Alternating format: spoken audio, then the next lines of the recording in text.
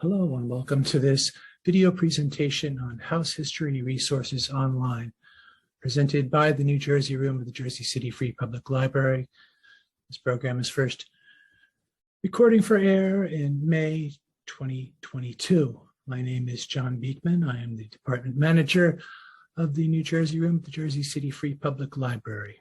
Previously, in-person workshops on how to do the history of your home were a very popular program here in the New Jersey Room for many years, dating back to the 1980s when New Jersey Room Director Joan Doherty Livero first wrote the first draft of our research guide, which was later updated by Cynthia Harris in 2006. And we held these workshops annually for many years during May. But we have been on hold for the past few years due to library construction and, of course, the COVID era. So this program highlighted physical resources in the department, such as insurance atlases and other maps. Insurance atlases are volumes that show structures on lots, so you can really trace with detail when buildings were built. We have these atlases by the Sanborn or Hopkins companies in particular, although there are some others that have produced them as well. And these can indicate when a building was built within a 20-year range or so, because that's about how often we have these atlases. We also have some other maps that show structures and property owners, such as this wonderful map of Greenville from 1874, shortly after Greenville became part of Jersey City. We would also highlight how to track down census information by address. We would use maps to refer people to how to find the records on the microfilm of the census records that the library holds. So first you would determine for older years, the ward or precinct, or for later years, the enumeration district, once that standard became common in the 20th century. And then we would know where to look on the reels of microfilm that hold the census records. And then we would help folks get set up on the microfilm machines and look for census records that way. We would also talk a little bit about our city directories collection. City directories are lists of typically the male head of household, although sometimes women were listed, and their occupation and address. Our collection goes back these from 1849 through 1910, almost every year, and then a handful were produced after that. So we would talk a little bit about searching in those to find out, who was in the house. Other resources in the department include the Brooks survey, which is an architectural survey done in the early 1980s to supplement similar work that was done in creating the historic districts. The Brooks survey would list architectural details and a rough construction date, typically found by using that map process I talked a little bit about before. Also in 1908, the city tax rolls were published, and we have photocopies of those records so we can find out who owned the property in that year, and also the current tax rate, which we often tell people maybe they don't want to look too closely at. We would also then talk a little bit about our picture collection, our newspaper indexing, and other resources that can sort of add context and value to a house history, and talk some about the research process for tracing deeds at the county records office. So there you have a little overview of the house history workshop that we presented for many years, up until a few years ago. Due to closures during construction of the main library and COVID-19 in the past couple of years, we have not been able to hold this workshop. This has been for several years now. But we have, in the intervening time, learned some tricks and tools for doing some of this research using online resources. And in 2020, we added a database that is especially helpful for accessing maps that show structures. We've been open to the public for many months now. You're able to come and visit the New Jersey room and do research. We're here at the Priscilla Gardner Main Library at 472 Jersey Avenue, downtown Jersey City. But we are still not able to schedule in-person programs inside library buildings. But we do want to start bringing this program back, and so we this year decided to do this video program to highlight a few of these online resources and tools for researching the history of buildings here in Hudson County. First, we're going to look at that database, Fire Insurance Maps Online, for doing map research. Then we'll look at an online tool for searching census records by address. And this now, as of April 2022, includes the 1950 census. There's a 72-year embargo on those records, which has just been lifted. And this tool allows you to search those census records even before the name index has been completed. We'll also look at digitized city directories, sort of a hack to use that online search tool to search by address. And then we'll briefly look at the online deeds that have been digitized by the county in the past few years. So first, we'll start off with the Fire Insurance Maps Online database. To get to the Fire Insurance Maps Online database, we'll start from the library's homepage at jclibrary.org. We'll click on Digital Services in the top menu. And when that page opens up, we'll click to the Local History and Genealogy section. In that section, you will see several great resources, but the one we're going to talk about today is Fire Insurance Maps Online. So you'll click on that link. You'll get a login screen. This database is limited to library card holders, so you will need to enter your card number and PIN here. And that, once you click login, will lead you to the site's homepage. We're going to use the interactive map portal to access the maps, so we'll click on this interactive map button. So the first time you log in, it will default to a view of the subscription area, which for us covers New Jersey and New York. You can choose between satellite and map views. It defaults to satellite view, but we're going to switch to map view. And then you can use the plus or minus buttons on the map, or you can use the scroll wheel on your mouse to zoom into where you want to search. So we're switching to map view and zooming into the Jersey City area. We can see we get this view. And we're going to look at the area near Arlington Park today. So once you get zoomed in close enough to spot the block you want to use, we use the left mouse button to drop a pin in the location. Just click on the area that you're interested in. And you see it'll drop a push pin symbol in the area that it's looking at. And a list of available maps will show up. You can see dates ranging from 1868 to 1951, though as we will see, not all dates are available for all locations. The next step is the trickiest and the most important.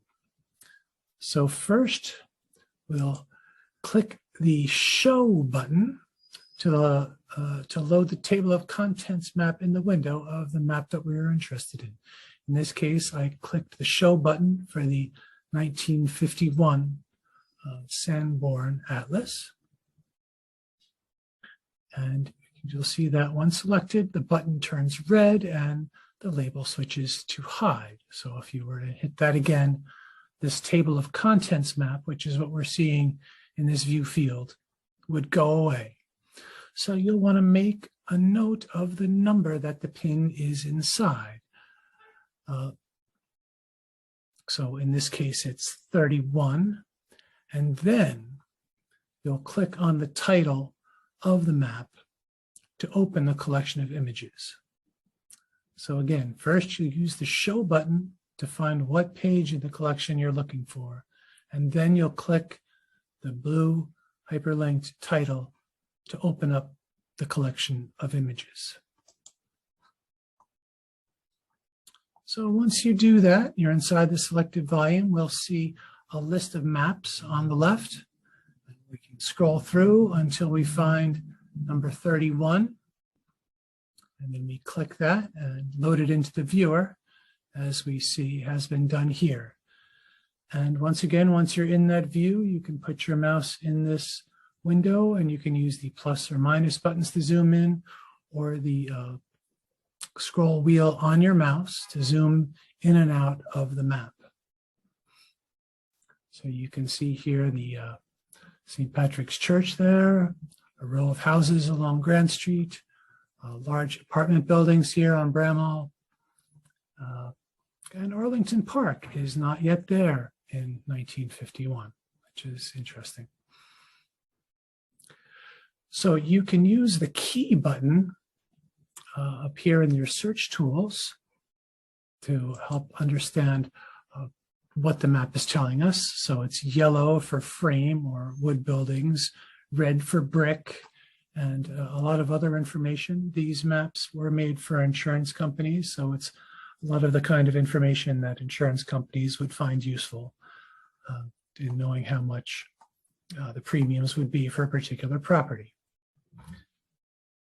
So sometimes a map shows up on the list, but isn't actually included in our site. The list is a little bit wider than the actual results. So in this case, this map from 1868, this Culver Atlas map of Jersey City, only includes what we today would call downtown, because in 1868, all of Jersey City was downtown. It had not yet expanded to include Greenville and Hudson City and Bergen.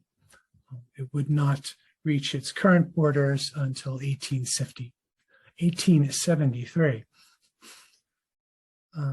And we can see also here that our pin is not in the 1896 Sanborn Atlas Volume 5, but it is in fact in Volume 6. And we can see there it's on page 116 in Volume 6 of that Sanborn Atlas from 1896. So opening that up and then navigating to that page, we see that the church is there, but there is a large house where the apartment buildings on Bramhall showed up in the 1911 map, and also a couple of buildings here on Arlington where the park is now.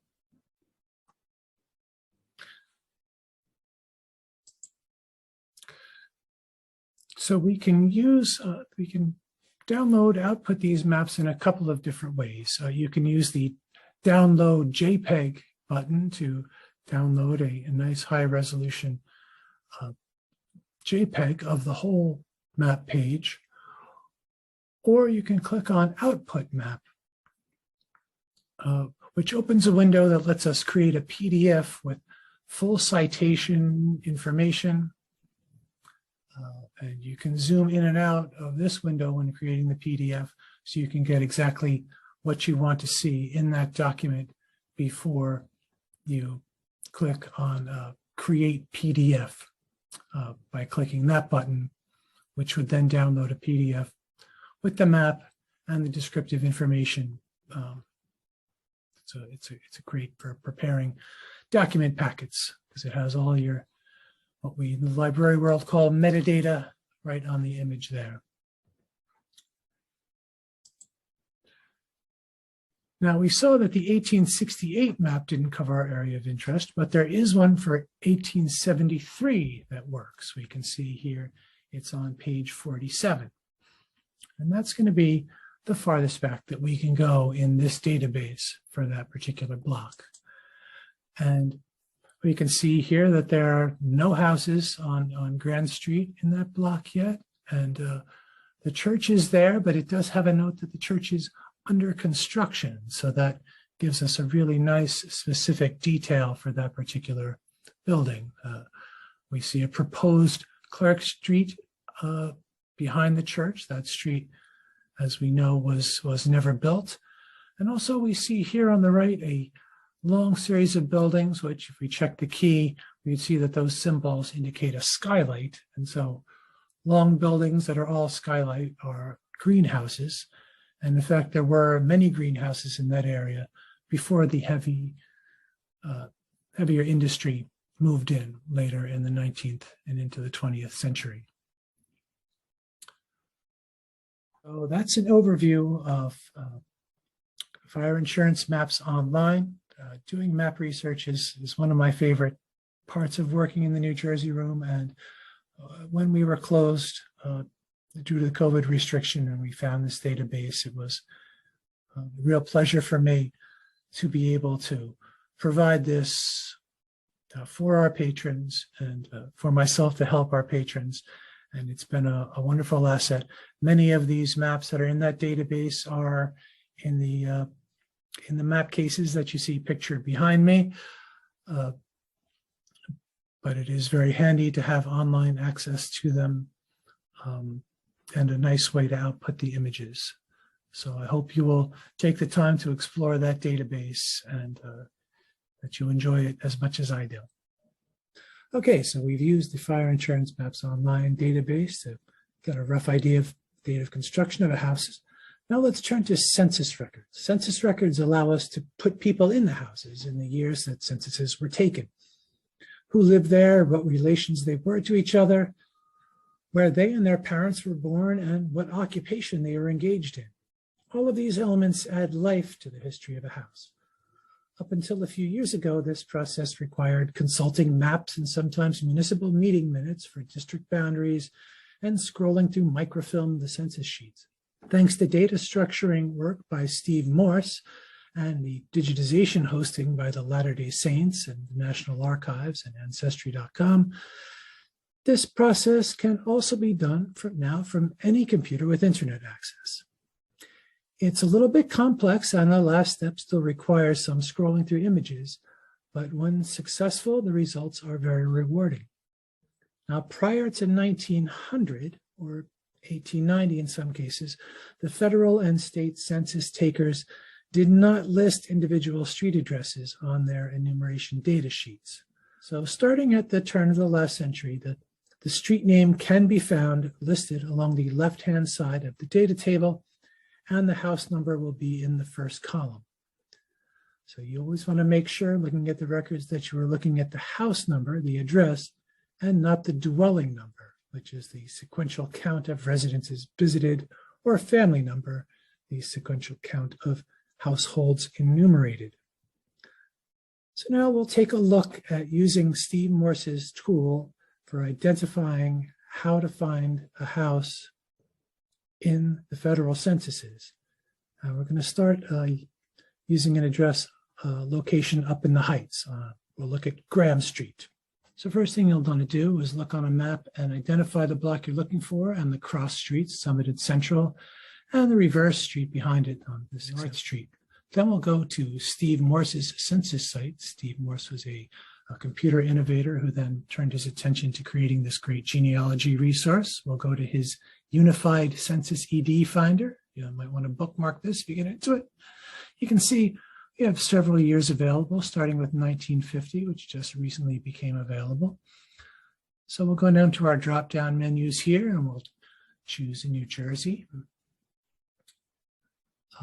And then we'll select Hudson County, and then we'll select Jersey City. And you'll see this list will change depending on the years, depending on which cities are available on the census. So we'll remind ourselves of the cross and back streets that we're looking for. You can see when we start out here, all of the enumeration districts in Jersey City are listed. There's quite a few of them, as you could imagine. So we'll first start with the street we're looking for, which is Graham Street. And then once we click on that here, you're going to see the number of districts that it might be on has decreased dramatically to just 3. So then we'll add one of our cross streets, and we're down to just 1 enumeration district. Now, depending on your address, you might want to add the second cross street or the back street, depending on where the boundaries of those districts are. So once we've found that district, we can click on it here, and it takes us to this page that shows the viewers that are available. For 1950, there's the National Archives site, the Family Search Viewer, or the Ancestry site. We'll use the narrow viewer for the 1950 census. You can see there's the data about it. And if we just click on that population schedules, you can see we get 27 pages of results. Here's the title page. Basically, the census enumerator would just walk around the neighborhood, stopping at every house, knocking on doors, asking who lived there. And so you see they're starting out on Central Avenue. So we just want to scroll through these pages, looking for the street name on the left column and the house numbers in the first column until we find the address we're looking for. So 27 pages to look through is not too bad. Here you go. We're still on Congress Street. Here we are on page 6, still on Congress Street. It's always interesting to see who else is in the neighborhood and what occupation. So here we have an address on Graham Street. Looks like 53 Graham at the bottom, so we know we're on the right place. We go on to the next page and we see more addresses on Graham Street. Sometimes their handwriting isn't so good. You have to guess a little bit. 53, 51, 49A Graham Street. So here we have the folks who live there, the families, the names of people, ages, occupation, education levels, all sorts of great information that can tell you about the people who were living in the house in 1950 in this case. So that's the 1950 viewer. So let's now, for an example, look at another year to see how it might be a little different. We'll go back to 1910. And again, scroll down, select New Jersey, and then, of course, Hudson County. And you see there's only 3 cities available in 1910 because of the way the census was broken down. Well, again, go to Graham Street. And now we just have 2 enumeration districts that are possible. So we'll add one of our cross streets here, Central Avenue, and we're down to just this one, Hudson 228. Now for this example, it's a little bit different. There's a button for a free display, which will link out to the Family Search viewer. Family Search, a great service, free, held by the Latter-day Saints. But if you are signed into your Ancestry account, you can use that button. This will push you out to Ancestry. That's what we're going to use here. Many people have Ancestry.com accounts, or you can use the Ancestry Library Edition while in the library here. So here we have Ancestry's viewer for that 1910 enumeration district page. And once again, it looks like the census taker once again started on Congress Street. This one looks like we have 33 pages of results. And again, we just navigate through until we get to the address that we're looking for on Graham Street. Looks like there is a lot of still German immigrants, not uncommon for the Heights at that time. You can see the nativity of the parents, all sorts of genealogical information that'll just tell you a little bit about the house or the neighborhood in that time period. And then with Ancestry, you can save it as a file and develop a little packet about the history of your house. So this is a wonderful tool designed by Steve Morse, and we really are indebted to his work in creating this tool for searching the census by address. So we've looked at finding census records online by address. Now let's take a look at digital searching of city directories. City directories are books listing people by name usually the male head of household, that were published annually in many cities and towns. For Jersey City, these books date back to 1849 and were printed annually until 1910, after which only a few more were done in 1915, 1918, 1922, and 1925. In addition to name and address, an occupation was often listed. Unlike some cities, Jersey City's directories didn't have a by address section, which meant that without a name to start with, it was hard to trace addresses. Long ago, we had photocopied all our city directories and put them in bound photocopy volumes for easy access. But they have since been digitized by Ancestry.com. Almost all of the directories in our collection are available through Ancestry and are searchable by address with this hack I'm about to show you. To access them requires a subscription, but we are able to offer access to Ancestry to patrons who are on site at our library branches. Ancestry's search function doesn't include an address field, but using a keyword search box is a hack that works. When signed into Ancestry, go to the city directories collection. An easy way to find that is just by using an internet search such as Google, which is what I usually do if I'm at a computer that doesn't have it bookmarked. And you can see from that result, you can go directly to that URL if you wanted to remember it, the collections/2469. And this will come up to your city directories search. So we're going to leave the name boxes blank, but under lived in, we'll enter Jersey City, Hudson for Hudson County, New Jersey, USA. And in the options for exact to, we will choose the narrowest option, exact to this place. Next, we will enter the house and street name in quotes in the keyword box. The quotes tell the system to search for the terms together as a phrase. Omit street or avenue, etc., since those are often abbreviated. We'll also want to limit this to exact using the checkbox there. I've chosen a place right across the street from the Priscilla Gardner Main Library where the New Jersey room is located for this example. And finally, we'll want to choose a year to make our results list more manageable. For this field, we can set the limits a little more broadly, say to plus or minus 5 years. And depending on the results you get, this is the field you're going to be experimenting with the most. So this particular search brought us 12 possible matches for 475 Jersey Avenue between 1895 and 1905.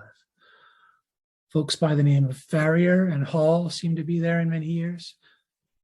And incidentally, this is a great example of how we can't always trust what text is being searched, which has been created by automatic scanning of text using optical character recognition, or OCR. We can't guarantee that that will match what we as humans can read more effectively. Sometimes the error is as minor as confusion between a capital B and a capital E, so that Benjamin Farrier is probably the same person. And sometimes it's more extreme, like Fabibix instead of, you'd assume, Farrier. Digital text searching of old books is a wonderful tool, but it's good to remember that it is far from perfect. Now, hovering the mouse over a particular result will open a small pop-up with more information. For instance, we can see that the Frank J. Hall, who lived at 475 Jersey Avenue in 1901, was a bookkeeper. It's also worth noting that the one name that appears only once doesn't show Jersey Ave in the address. Clicking through shows that he was at 475 West Side Avenue. So it's always important to confirm as much as possible by looking at the item itself. So if we click through to the records from 1895 and 1896,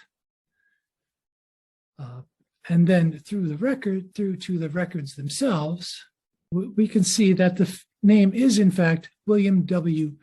Farrier, whose occupation was plumber.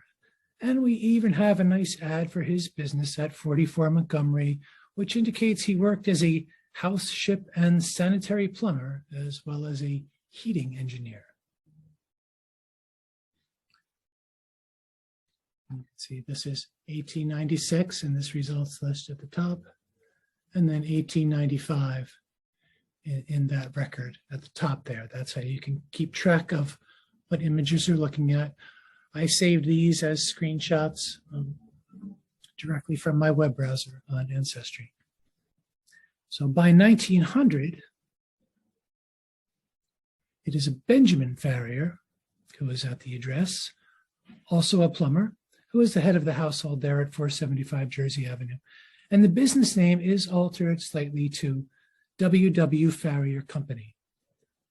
Perhaps William had passed on. That would be a subject for additional research. So having explored that range of years, we could then change the search year range. Here it is with 1920, plus or minus 10 years. As I had mentioned, the 1925 directory is the last one in the collection, so it is the latest year that shows up in our results. The 1925 directory is unique in that it shows the name of married men's wives in parentheses. We see here that Frank and Margaret Rustay lived at 475 Jersey in 1925. In older directories, single women sometimes appeared, especially if they are widows at the head of a household, as appears to be the case in 1918 when Annie E. Blakey, the widow of Samuel, lived at 475 Jersey with what is probably her son and 2 daughters. So the city directory search is a wonderful way to put people in the houses that we're researching. The final online resource I want to share today is searching deeds through the county register's offices. In recent years, most counties in New Jersey have been working on digitizing property records and making them accessible online. Hudson County is further along than most. You can find deeds dating online back to the 1940s. And with the 1950 census now online, that makes for a nice continuation. For older deeds, a research visit to the county register's office on Corneliuson will be required, once COVID restrictions are fully lifted, of course. Deeds dating to earlier than 1840, when Hudson County was created, are held in Hackensack at the Bergen County Records Office. Deeds and other property records are indexed by book and page number, and that's exactly what it sounds like. The deeds are bound into books. Each deed will typically have a section which notes the book and page of the prior deed, which is how we can trace property ownership online backwards. While today's presentation is called House History, it's important to note that deeds don't deal with structures, only the property on which they stand. Additional research on mortgages or large jumps in prices paid may be clues as to the building of a house, but you won't find it in the deed per se. While all of this information is public records, which we will find on the open web, for privacy purposes, I'm going to keep this presentation and examples brief and have the names redacted. The initial book and page for the most recent deed, and sometimes 2, can be found on the assessment record available through the New Jersey Association of County Tax Boards site. Almost all counties, including Hudson, can be searched through their online record search. The assessment record will list the most recent sales and cite where they can be found. See the book and page numbers. The property record search is hosted by the county register. There are a few different companies that provide these databases, so each county might look a little different. So clicking into the search portal, you're presented with a variety of search options. I have found that book and page is the most effective. Using information from the assessment record, a search by book and page leads to a unique result. Clicking on that result brings up a PDF of the deed in a reader that includes some basic metadata and also has boxes for book and page and instrument number that can be changed. On page 2 of this deed, we see the information on the location of the prior deed. There's no need to go back to the search page. You can just enter the new numbers right there and hit go. Now, sometimes you might get more than one result for a book and page, and you could limit it to the book type by deed or choose mortgage or other options there. So that's our quick overview of online title searching. It's a straightforward process to describe, but one that is very tricky in practice. And that's all for this presentation on online resources for house history. We probably could have talked about searching the digitized Jersey Journal by address, also using phrase quotes like we did in the city directory search. But that's a topic for another day. We welcome any questions on this or other local history information. And you can feel free to contact us via email at njroom@jclibrary.org or give us a call at 201-547-4503. So thanks for watching, and thanks for using the Jersey City Free Public Library.